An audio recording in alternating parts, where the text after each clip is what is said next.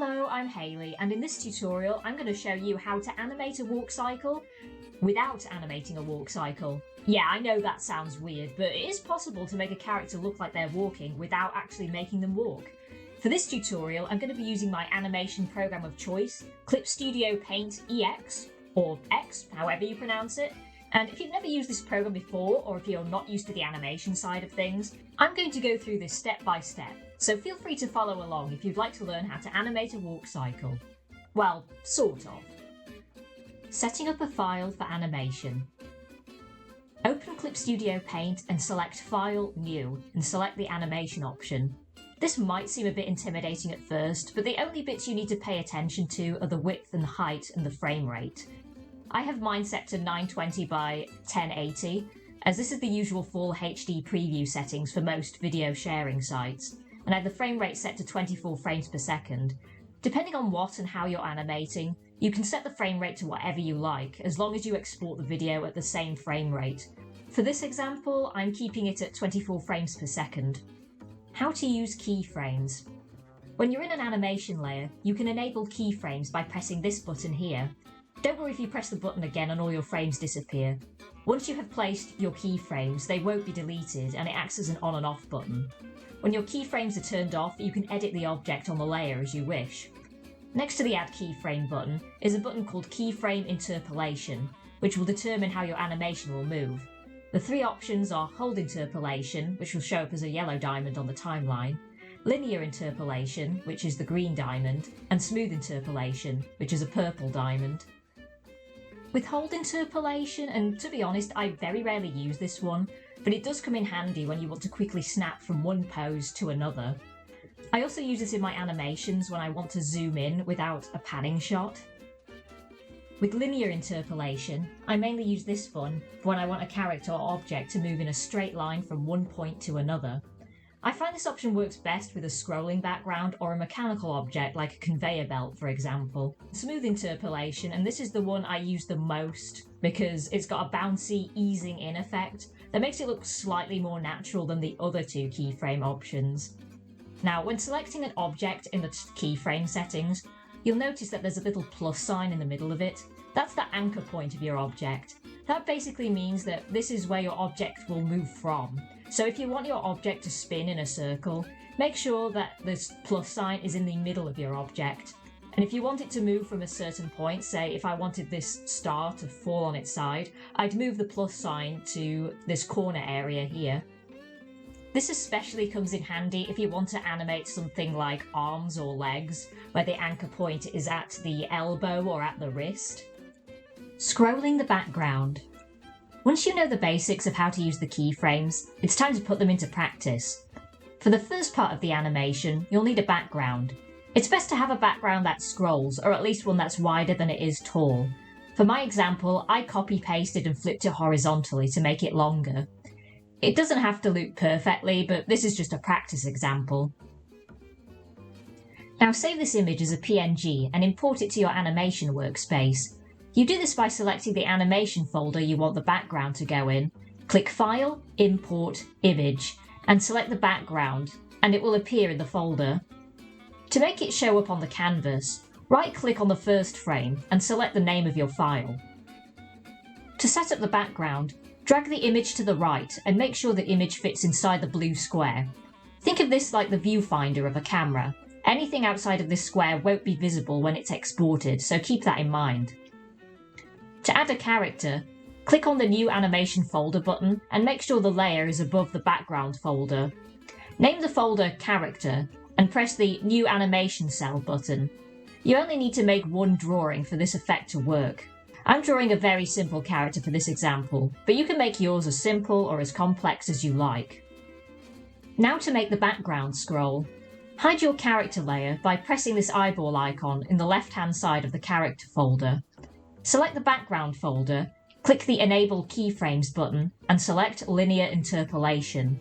Drag the red bar to the very beginning of the timeline and press the Add Keyframe button. Now drag the red bar to the end of the timeline. Click the Object button in the Tool Selection window to select the background, hold down the Shift key, and drag the background to the left. Keep in mind that the further you drag the background, the faster the image will scroll when you play it back. This will also depend on how long the image is, so experiment with how far you want the background to scroll to get the right speed for your animation. In this example, I dragged the background to about halfway, which resulted in a slower scroll. The walk cycle, in inverted commas. To make the cheetah Hanna-Barbera-esque walk cycle, drag the red bar to the beginning of the timeline and check the eyeball icon to make your character visible. As you can see, this has an illusion of movement, but it looks more like they're wearing Heelys rather than walking with their own 2 feet. So to give the character that bouncy walk cycle effect, enable keyframes on the character layer, select Smooth Interpolation. You can either add keyframes manually by pressing the Add Keyframes button, or they can be added automatically by moving the image on the canvas. In the character folder, add a keyframe to the beginning of the timeline, then drag the red bar to frame 5, select Object in the toolbar, and drag the character up slightly. As you can see, this automatically added a keyframe when the keyframe option is enabled. Drag the red bar to frame 9, and then drag the character down just below the position they're at on the first frame. Now, instead of repeating that process manually, there's an easy trick you can do to make the movement more uniform. Hold down the left mouse button and drag over the keyframes so they're highlighted. Right-click on the first keyframe in the timeline and select Copy. Then go to frame 12 and right-click Paste. This will copy the keyframes at their exact position. Now you can keep pasting the keyframes until it fills up your timeline, and it'll look something like this.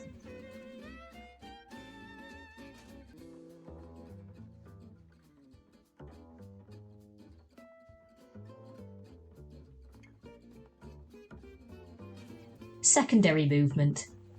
Now this looks okay, but there is an extra step you can take to give your animation a bit more life. We're going to add a little tuft of hair and animate that on a separate layer. Click New Animation folder and click New Animation cell. Be sure to disable keyframes on the character layer, just to make this process a bit easier. Draw the hair and add a new animation cell. To make sure the hair flows in a uniform way, click the Enable Onion Skin button so you can easily trace the previous image. I wanted to get a bouncy effect as the character moves up and down, so I drew the hair tuft bouncing in 5 separate drawings. To edit the timing, select the frame from where it begins in the timeline and drag it to its new position. Instead of drawing the same movement again, hold down the left mouse button and drag the cursor over the frames. Right-click the first frame and click Copy, then right-click the last frame and click Paste. Do this as many times as it fits in the timeline and the movement will loop.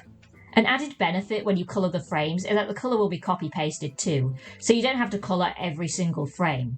For example, this loop is 24 frames, but I only had to colour 5 drawings, which saves a lot of time.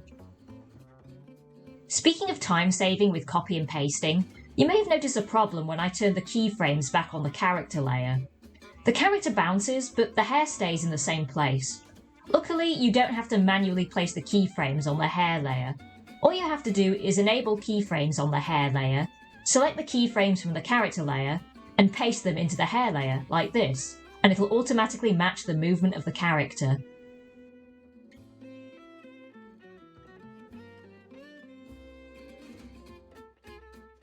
Exporting your video. Now all that's left is to export your animation. Go to File and Export Animation. There are 2 options I normally use, export as GIF or as a movie. And yes, I say GIF with a hard G, it stands for Graphics Interchange Format. Last time I checked, it's not pronounced Giraffics. If the animation has no sound or is relatively short, GIF is the one that I choose. If the animation is longer and has sound, I export it as a movie. To export as a GIF, choose Animated GIF. Choose a file to save it in and name it as you like. Then you'll get a settings box. For a looping GIF, make sure the loop count is set to unlimited.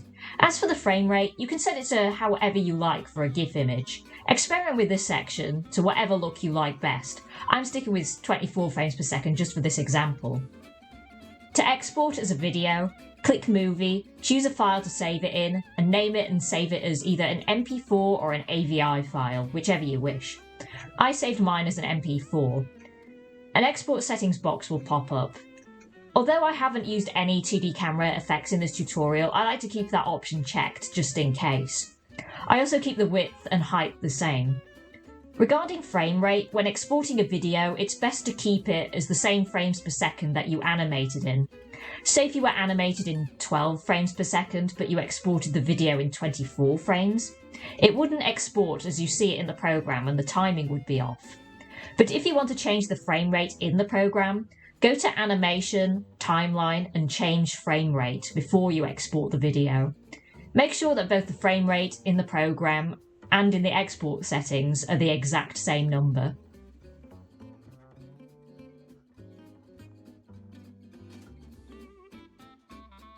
And that's a wrap. I hope you learned something from this video, and if you didn't, well, I hope you had fun watching it anyway. If you like this video, please like and subscribe. See, I waited until the end of the video to say that. Unless you're psychic, how do you know you like a video before you watch it? Nah, anyway, be sure to check out some of my other videos, and if you'd like to support me and my work, I have a Ko-fi page which has some exclusive bonus content for anybody who wants to chuck a quid or two my way, including some video commentaries and some behind the scenes stuff on how I make some cartoons and comics. So thank you all for watching, and see you next time!